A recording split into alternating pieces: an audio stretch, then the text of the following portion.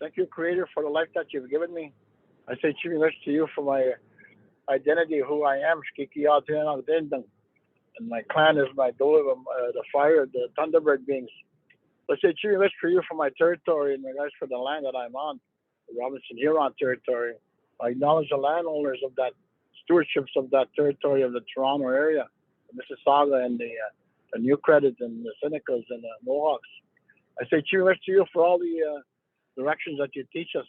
So say Chimiwich to you for that teaching, I say Chimiwich to you for Mother Earth, for letting us walk upon her, for letting us have her energy in regards to what we do. To change the seasons of seasons as the solstice comes. We say Chimiwich to you, Mother Earth, for giving us that teaching of who we are.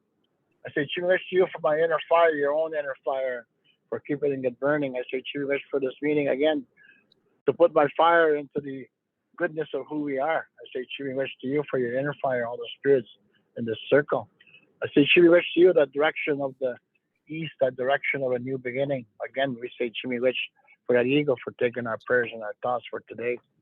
Again, we say Chimiwich for that teaching of the South, the teaching about kindness, gentleness, and forgiveness as we move forward from our teachings from the deer, the Washkash, about understanding about clarity, direction, and balance. We say Chimiwich to you again for that direction of the West, that direction of the black bear, for teaching us about medicines, applying our own medicines within ourselves. I say Chimiwich to you, my ancestors, Lillian Pitonkunba and Ronnie Wafki, for the teaching that they gave me. I say Chimiwich to you for that legacy of going forward with those teachings. I say Chimiwich to you, that direction of the North, Giwetno, that direction of the white bear, strength that give us to move forward and regard for balance and direction. We say Chimiwich to you, that white wolf of the North, teaching us about relationship. I say Chimiwich to you again for walking with us, the white wolf. We say Chimiwich to you for those 7 teachings, our grandmother's grandfather teachings of love, the truth, respect, wisdom, humility, honesty, and courage. So we walk these journeys again today for this meeting. Oh, miwech. Thank you, miwech.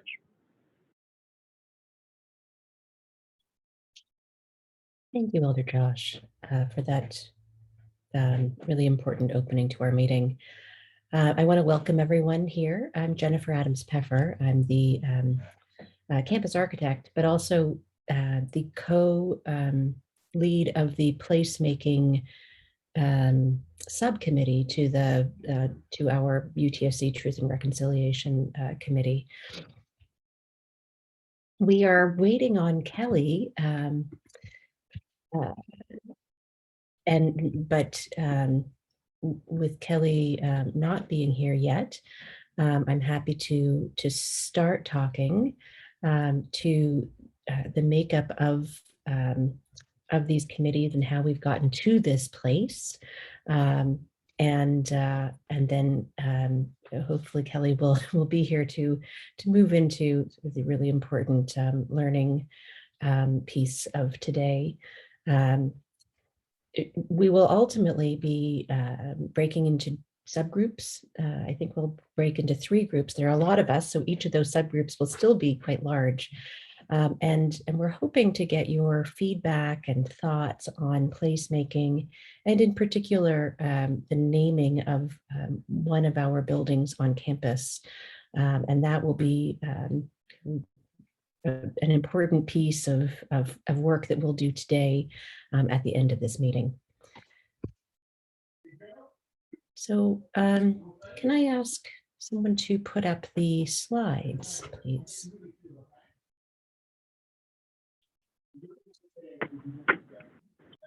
Wonderful, thank you. So as I mentioned, oh dear. Apologies for that.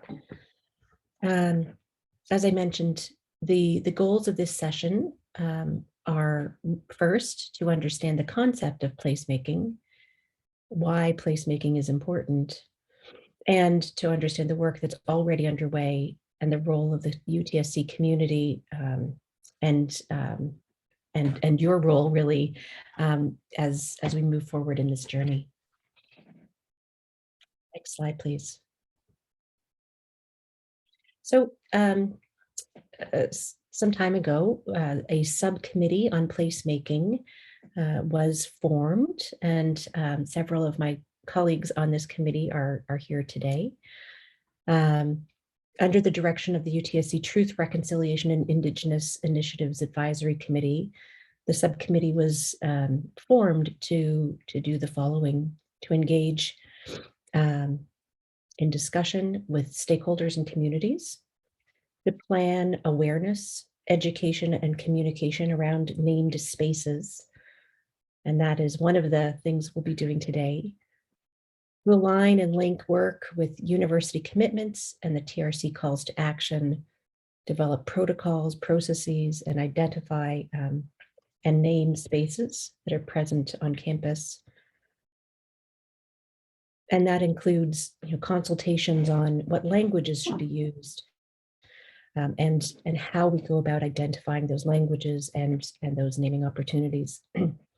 We are exploring, identifying, prioritizing, and recommending the implementation plans for placemaking and wayfinding on campus, and including, this includes timelines, the naming of existing plaques, and also walkways and other spaces. And one of the important things we do is to provide regular updates to the UTSC Truth, Reconciliation, and Indigenous Initiatives Advisory Committee.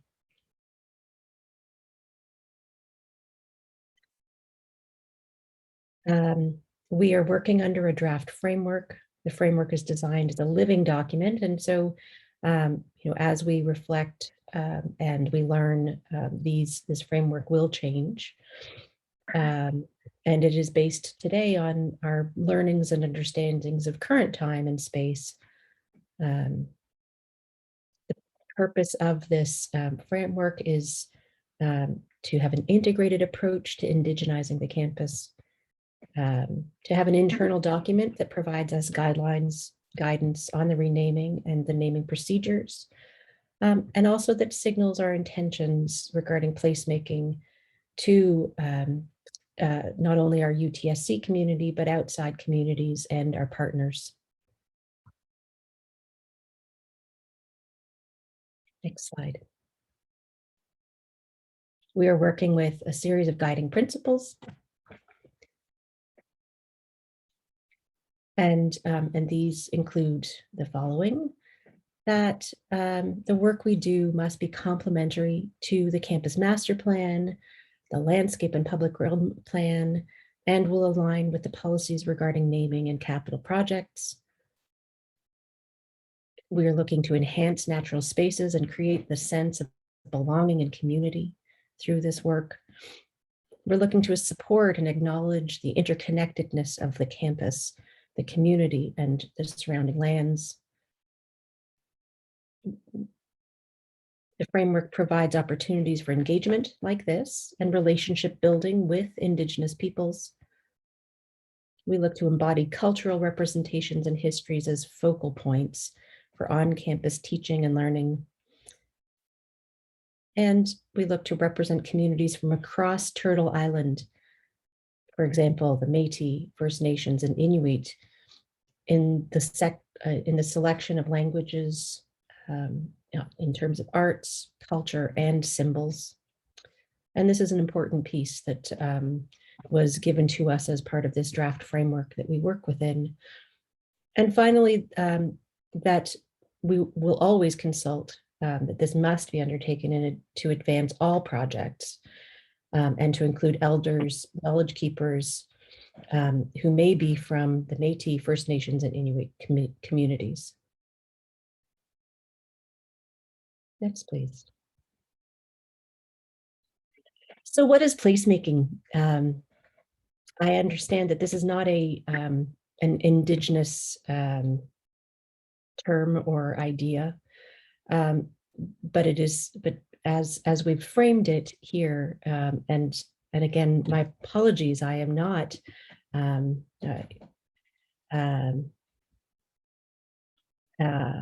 am not Indigenous, and I am learning like us all. But I am an architect, and I do work on place on the campus. And so as we together as our committee and as our larger community, and with the help of our Indigenous elders and knowledge keepers, this is how we are currently defining placemaking, that Indigenous placemaking is restoring an Indigenous presence through art and design that is rooted in Indigenous knowledge, including Indigenous participation and collaboration.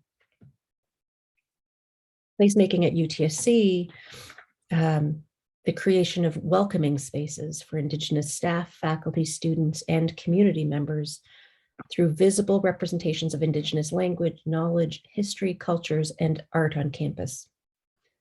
These visible markers of our commitment to indigeneity at UTSC include and will include new campus wayfinding, the revision of existing wayfinding, naming and renaming buildings, interior and exterior spaces, and the establishing prominent displays of Indigenous art.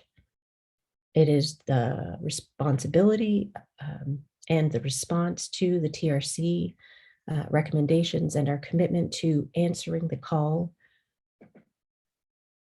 And I apologize, I will mess up this word. We Chihetowin, the final report of the steering committee for the University of Toronto response to the Truth and Reconciliation Commission to Canada. Next slide. Okay. I understand that Kelly has just joined, and this is kind of the perfect time for Kelly to oh, sorry, Jen. Oh my goodness. No problem. Okay, thank you. Thank you, Jen. Thank you, Kelly. We've Elder Josh was opened our meeting, and I've just gone through the first slides that talk about the forming of this committee and what our responsibilities are to date. So you're here at exactly the moment you need to be. Thank you, Kelly. I'll pass it over to you. Okay, so we want to have just a quick conversation about two-eyed seeing, and I don't know if that's something that you're aware of, but this is the best way I guess I can kind of explain it. It's about sort of recognizing, I would say, like strengths in both worlds, and taking the best of both pieces and putting it together.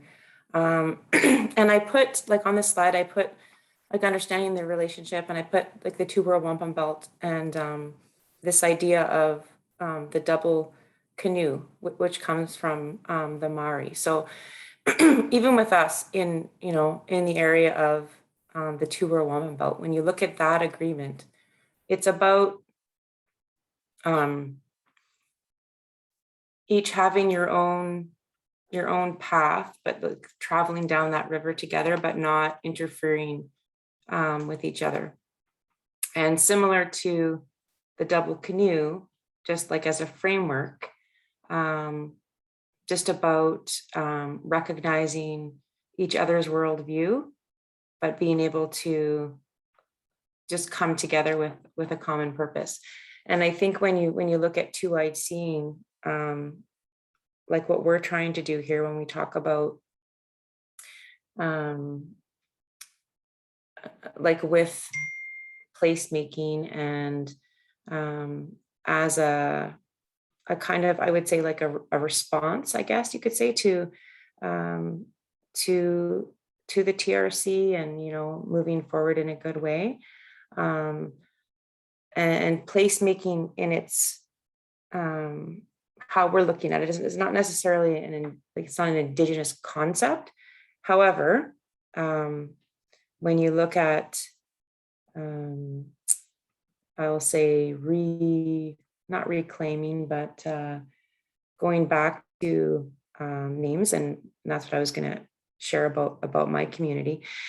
There's a lot of places that are going back to their original names, and this is a little bit different. But I think if we can have the common understanding that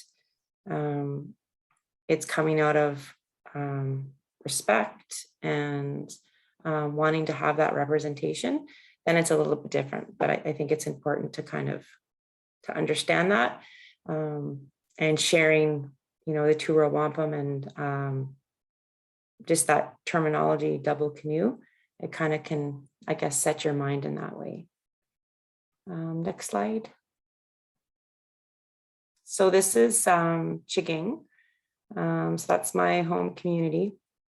And you can see on the left side, there's on the bluff, it's almost like an arrow. So when, well, before, when they had came in, they named it West Bay, specifically because, I mean, it's on a bay. So it's very much based on,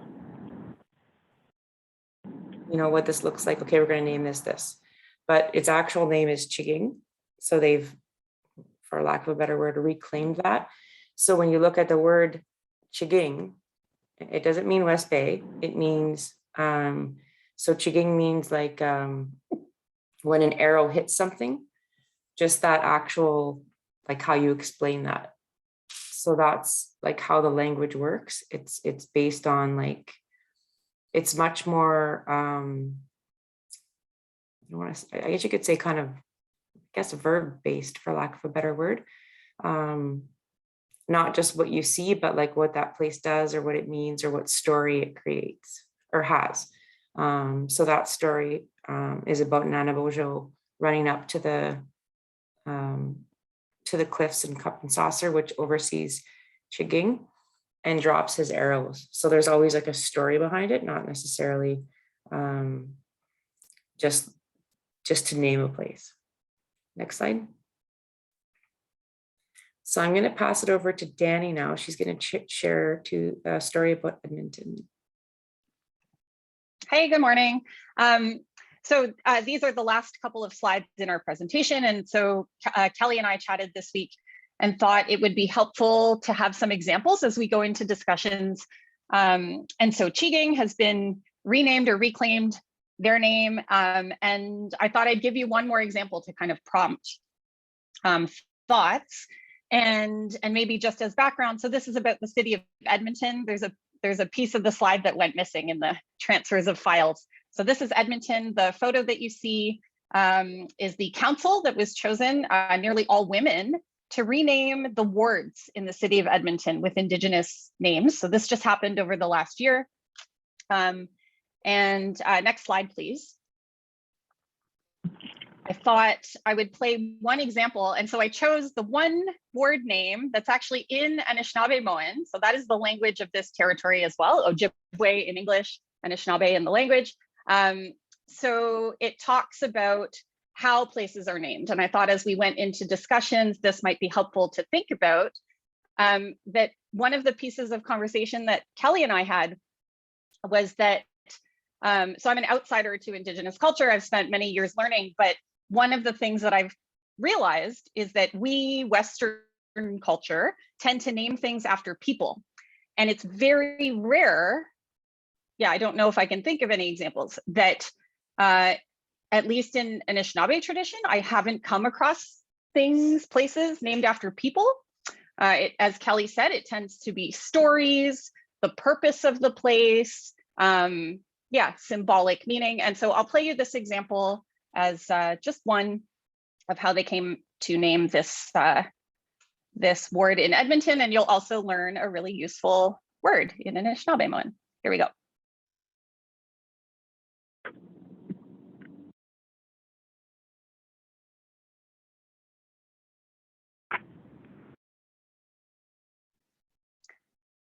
Apologies, I'm not sure who's having to do slides on the back end, but whoever it is, it should play. Oh, thank you.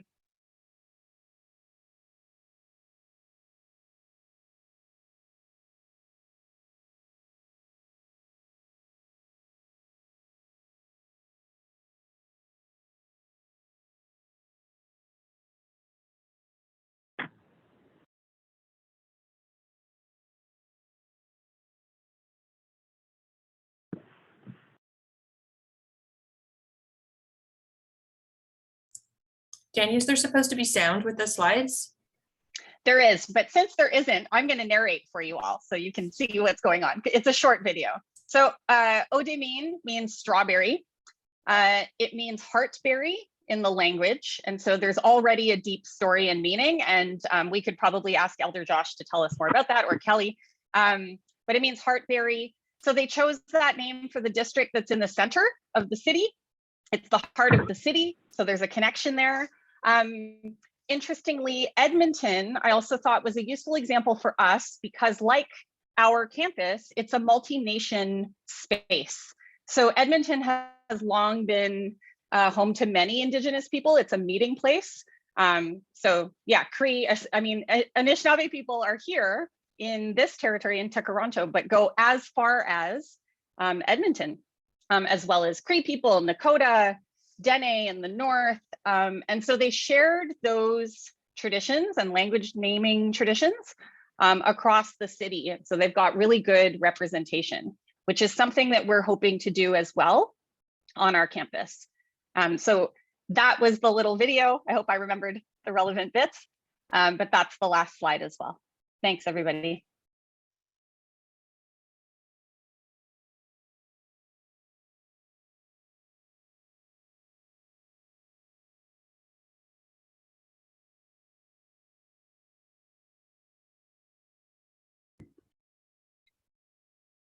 Okay, so with that, thank you so much, Kelly and Danny, for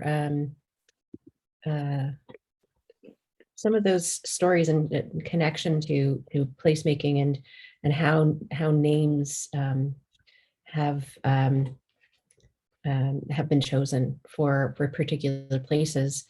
Today we're going to be looking at our MW building. It was originally the management wing building. That's why it is called the MW building.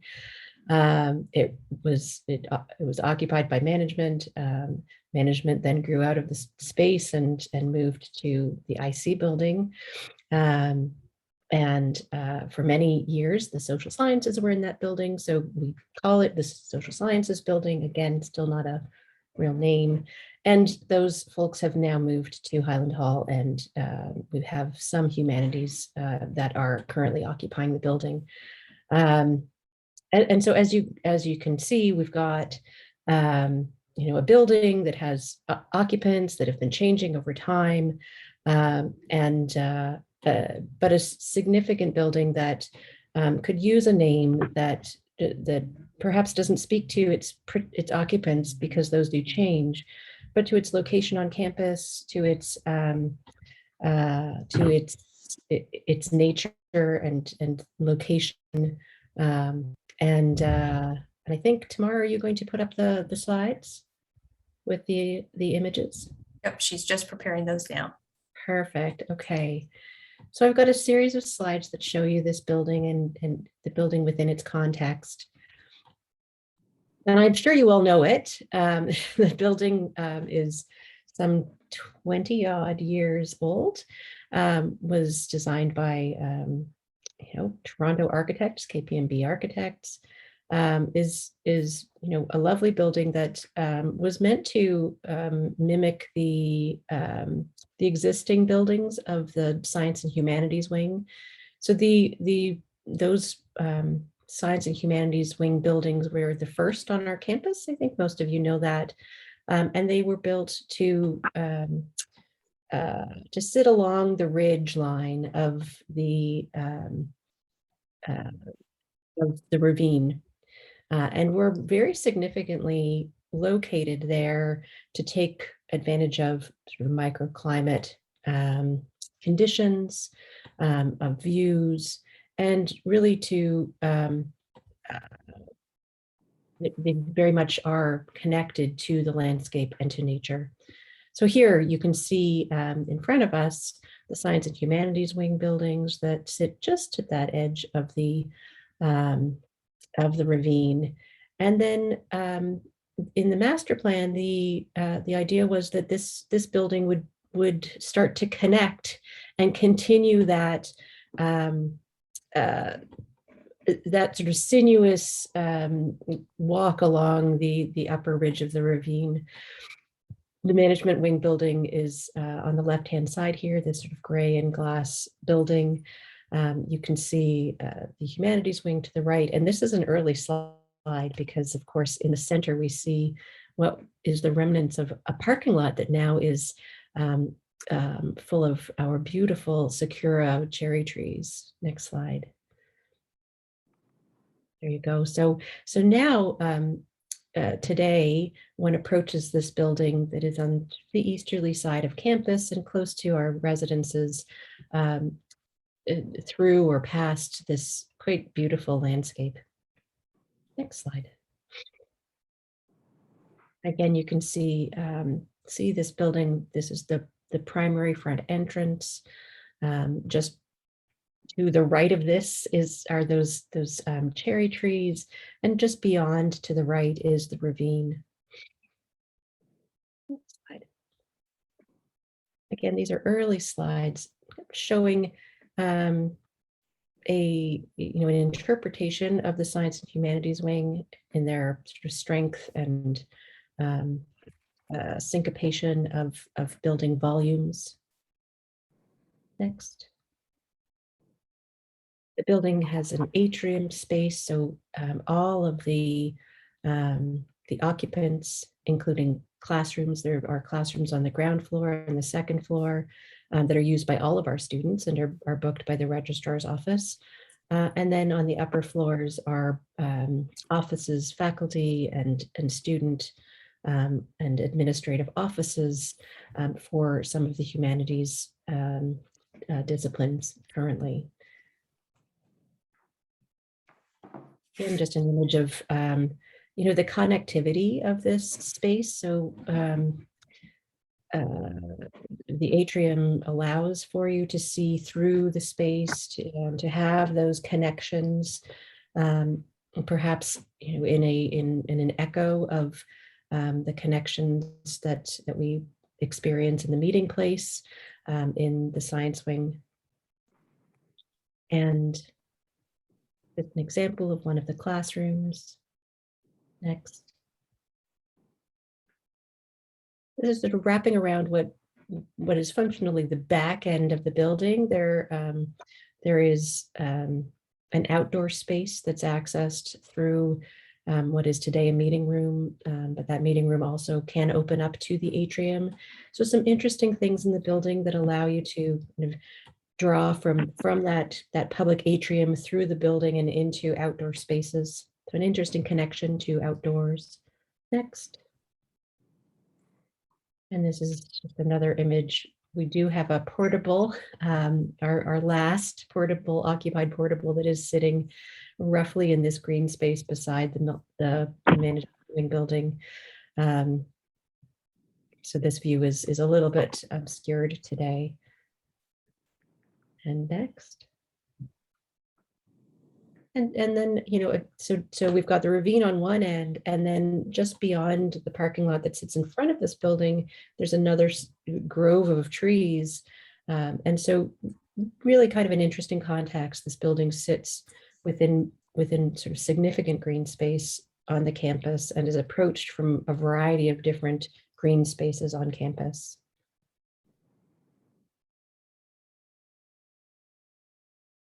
So with that as the introduction to the building, and I think most of you do know it, but just keeping those images in mind, we are going to break out into 3 groups today, and we're going to look to discuss these 3 questions. What is your understanding of placemaking? What are some things you think should be considered with naming and renaming space? And what are some ideas for a suitable name for the MW space? In each of these groups will be one of myself, Kelly, and Danny from the Placemaking Committee, along with Elder Josh and I believe our 2 other Indigenous members of community. And I'm sorry, I don't I'm seeing so many names in front of me right now. There will be. Probably just Nalak, Jen. Okay, Nalak. Yeah. Will be in another of the committee groups. So there'll be an opportunity to draw from knowledge from those folks. Kelly, did you want to add to this before we Just move? add, yeah, I think when we're in our groups, if we can, like the last two questions that Jen shared, I think, because we don't have, you know, a lot of time, but I think if we can focus on the last two questions, I think that would probably move things along, right? So what are some things you think should be considered with naming and renaming a space? And what are some ideas that are suitable for the MW space? So I think we're going to be put in our own rooms. Are we ready to go into the breakout I sessions? think we're ready. Yeah, you can pull us out. Okay, Michael, please work your magic. And we'll be brought right back in. So there's nothing for anyone to do. Oh, okay. Sending you all now.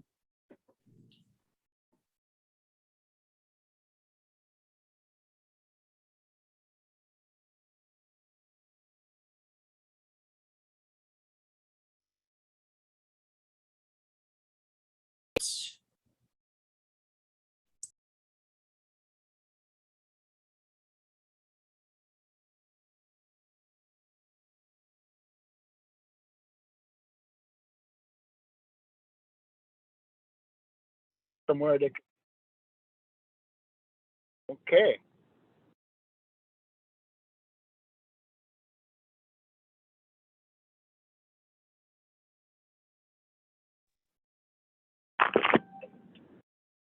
Sorry, Josh, if you're there, if you can hear Hey, me. no problem. Okay.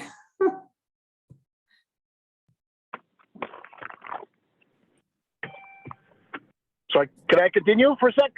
Yeah, go ahead. I'm sure everyone else would want to hear what you have to say. Okay.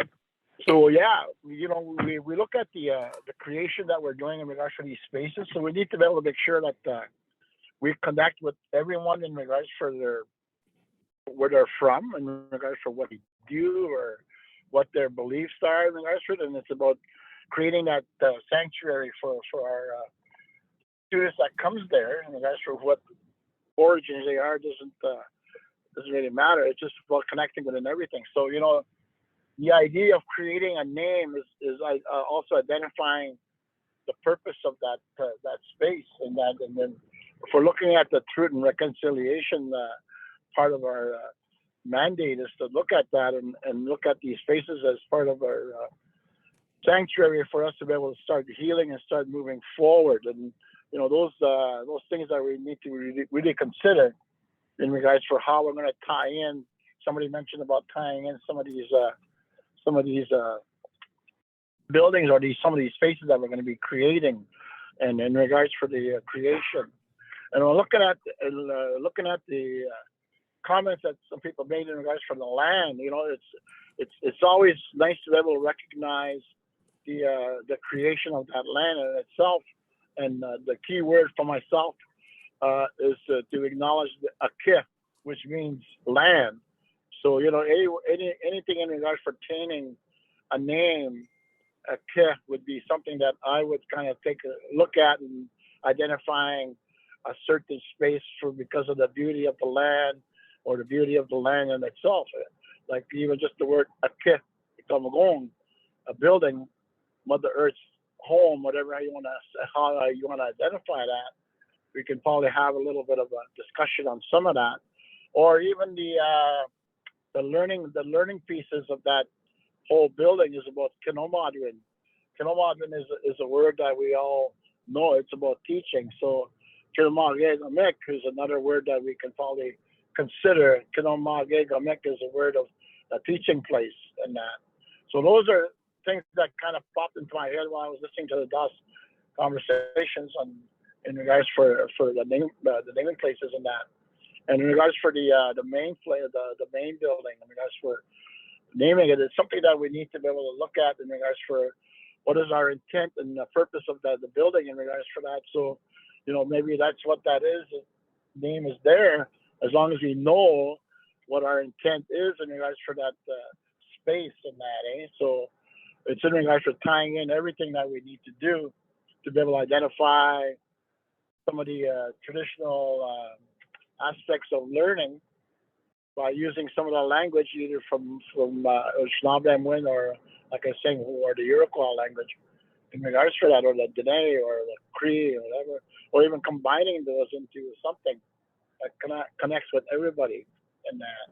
So, those are the things that kind of flowed through my mind in regards to the two conversations that I was having.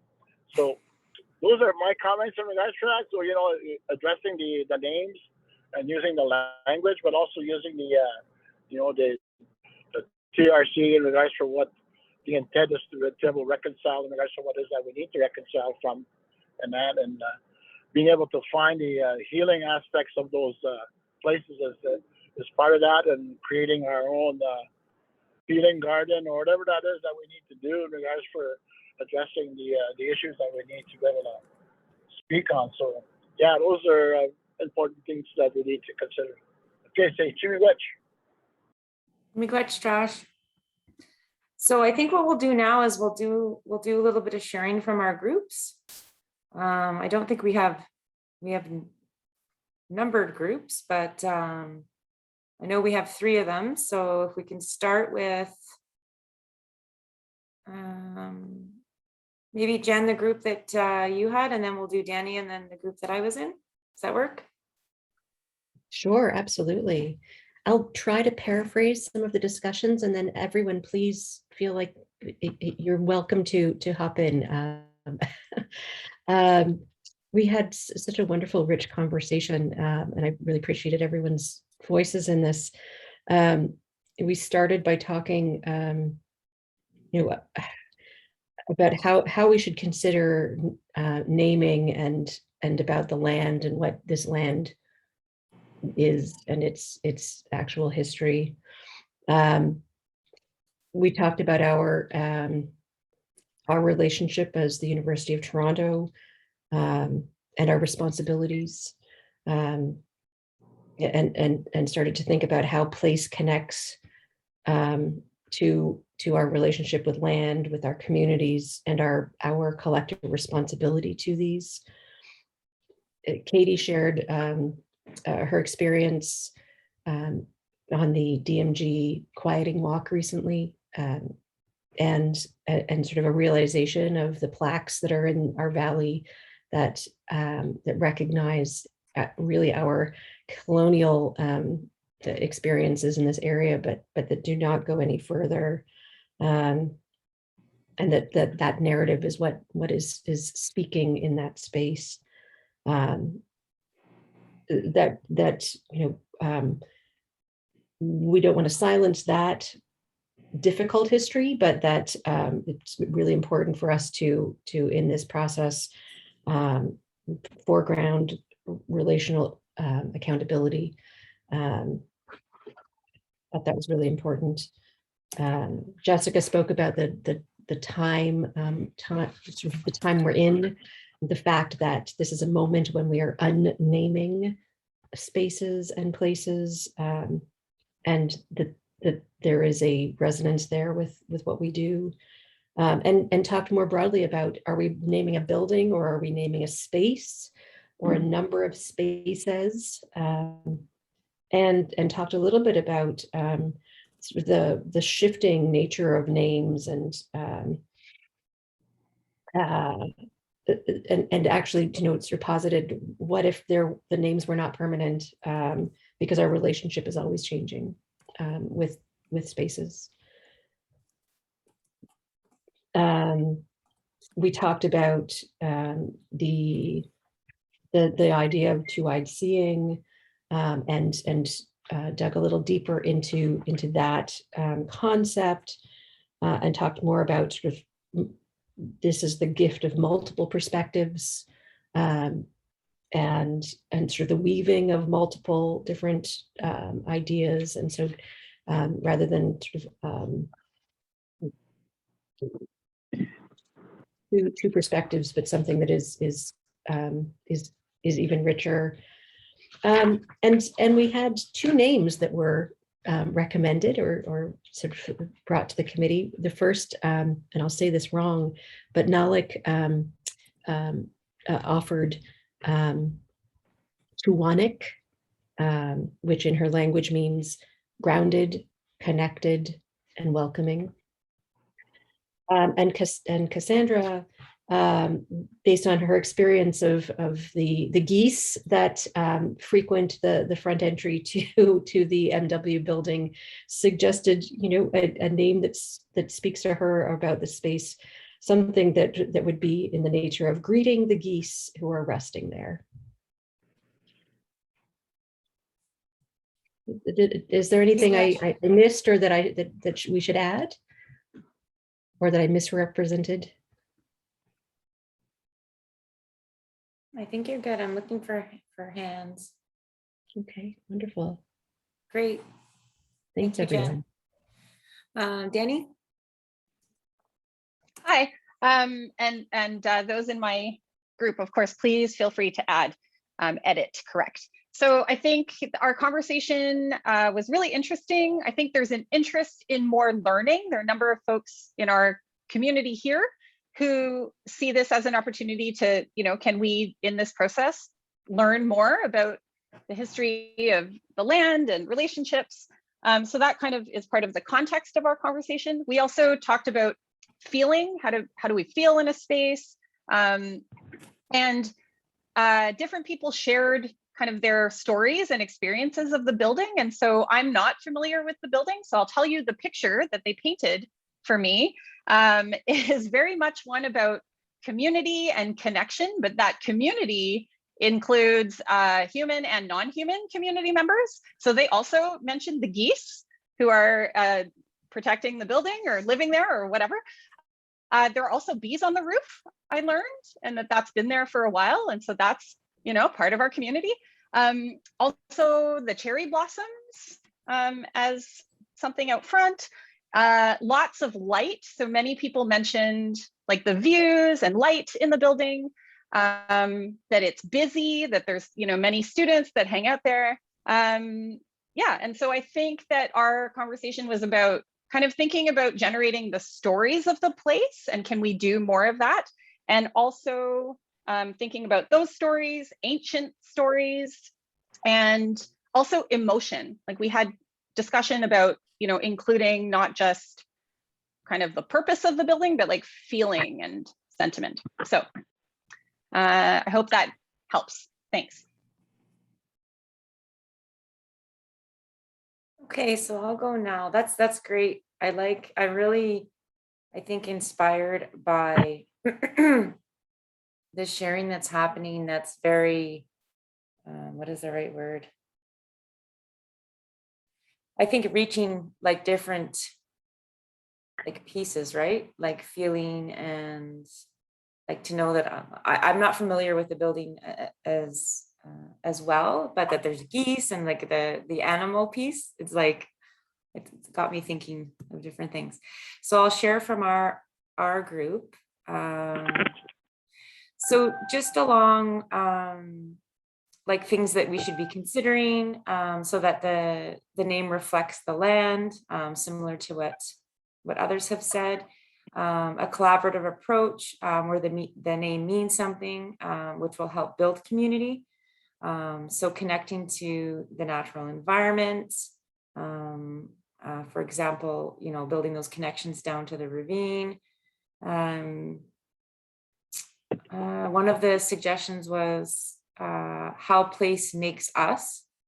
So like thinking about that, placekeeping, building into a process where we are engaging with keeping place or to leave place better than we found it.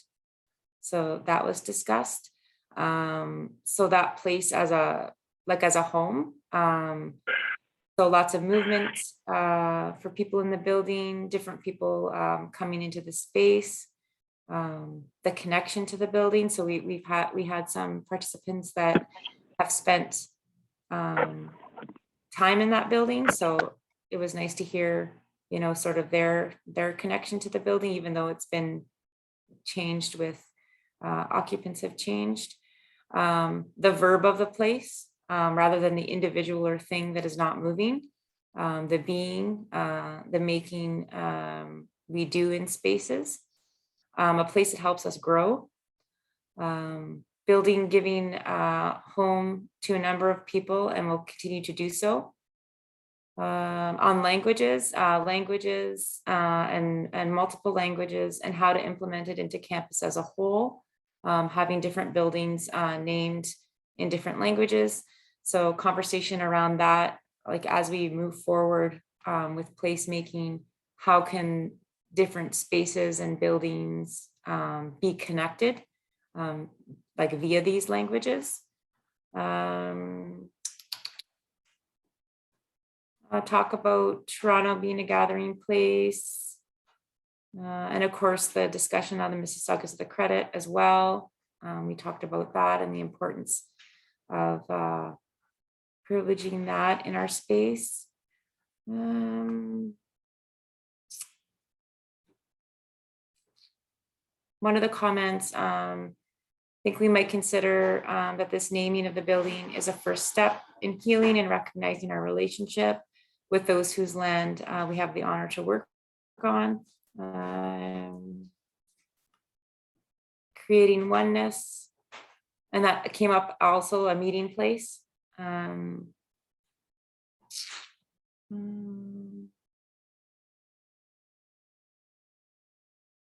of course, everyone heard what Josh was talking about as far as Mother Earth and grounding that. Teaching place, what is our intent or purpose for the building? So that was talked about.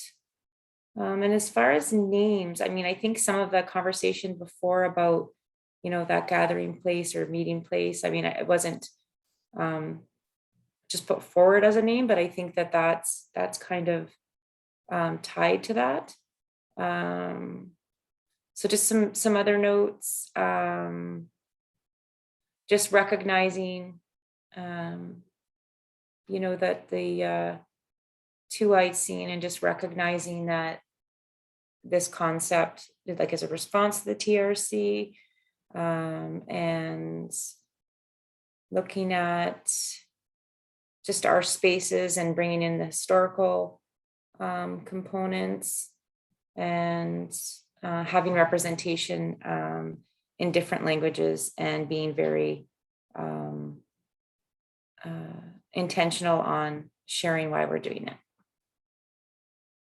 So that's it. So I think I want to, if it's okay, just to open it up to everyone, just to have any thoughts that anyone wants to share right now.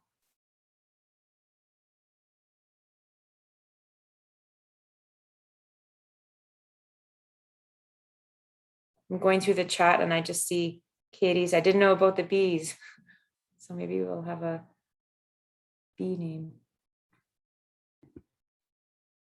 And for those that don't know, we have a beekeeper, and the bees produce honey, and that honey is sold on campus. So you can buy and and gift honey from our campus. Oh.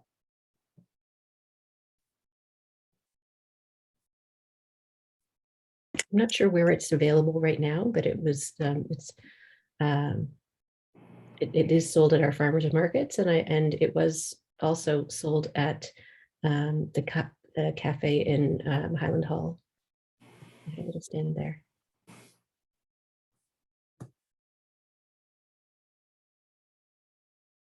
Okay, so I think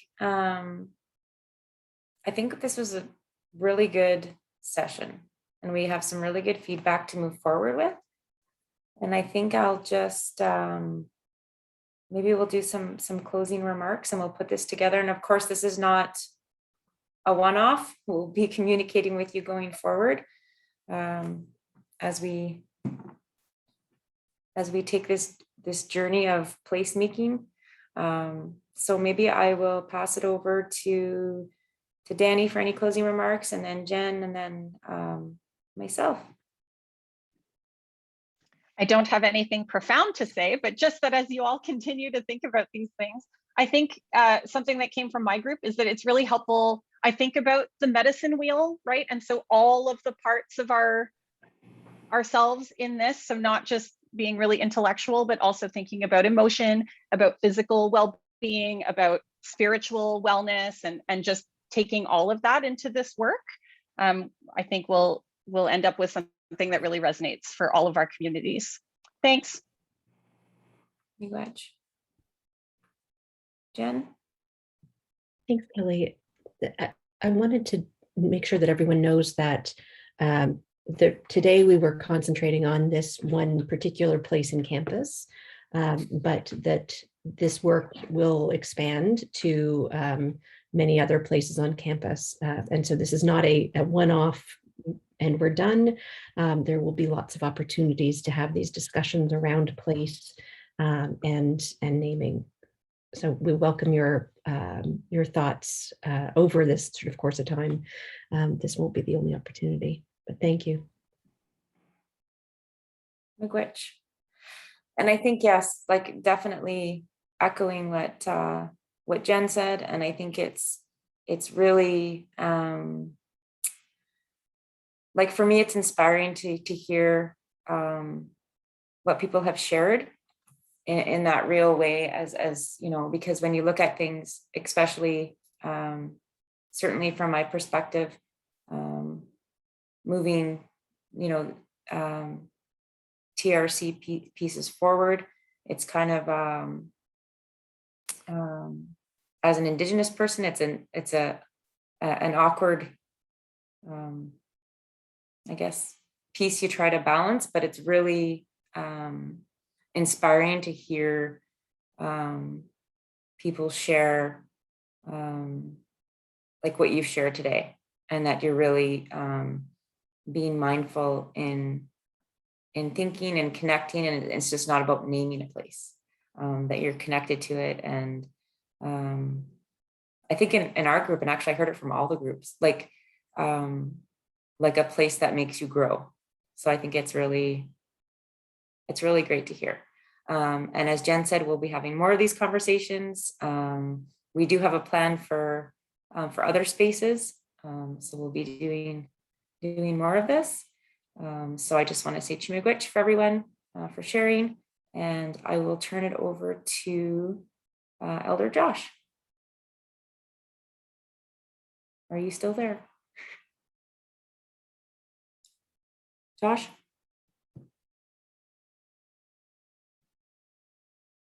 Okay, well, Miigwech for the interesting conversations we had today. You guys for our placemaking. And so I would like to acknowledge everybody. And one word I wanted to give you guys today is miigwechendum. Miigwechendum means I'm really grateful. So miigwechendum for all the things that you have said today. Miigwechendum for the Creator, for the gifts that He's given us. I say miigwech for all the life that is provided to us in that. I say miigwechendum to Shkakamakwe for giving us all the nourishments of life that we have, and in regards for the ground that we walk upon her. We say miigwech to you for your inner shkude, your inner fire, for all the gifts that you give. Miigwechendum for all those remarks that we have and all those ideas we had. So miigwechendum to the direction of the east, of the new beginning, of the prayers and thoughts of our own, to make sure that the eagle takes our prayers to the Creator. We say miigwech to that direction of Janum, that direction of a new start in regards for healing and moving forward, and being able to have that connection together.